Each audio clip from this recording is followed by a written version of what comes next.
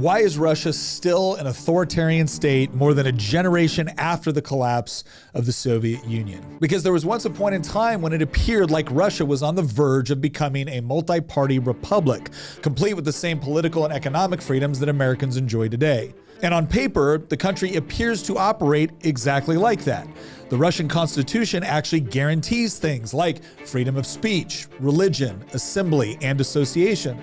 It pledges to defend property rights, guarantees everyone the right to a fair trial, and declares that all citizens are equal before the law. And yet, despite all of this, it's pretty clear to anyone paying attention that Russia doesn't exactly operate like a free country.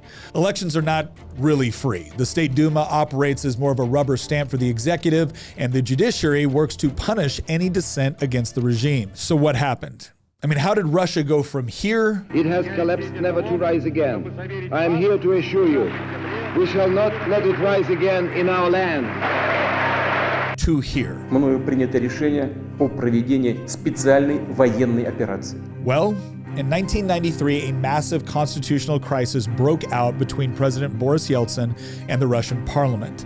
Yeltsin had been pushing for rapid reforms to liberalize the Russian economy, but he found his efforts blocked by a parliament that still held quite a bit of nostalgia for the Soviet Union and also disliked the president's autocratic leadership style.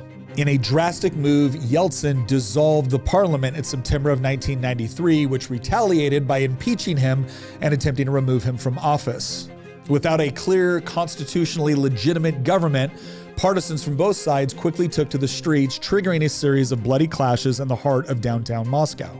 And with Russia on the brink of a full-scale civil war, both sides appealed to the military to come to their aid. But Yeltsin's supporters acted first. In a dramatic scene, tank columns loyal to the Russian president shelled the Russian parliament before Spetsnaz troops stormed the building. When the dust cleared, Yeltsin had won. And he was now free to pursue his agenda to continue liberalizing the economy and developing closer relations with the West.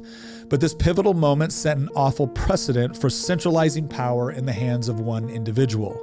Because after Yeltsin left office, Vladimir Putin used the new powers Yeltsin had acquired to methodically build the regime we see today. Perhaps the tragedy in all of this is that the man who laid the groundwork for Putin's Russia is the same man who had once championed its transformation into a democratic state. But as James Madison has warned, the accumulation of all powers in the same hands may justly be pronounced the very definition of tyranny. And history has demonstrated time and again that once power has been accumulated in the hands of the executive, it becomes very difficult to get it back.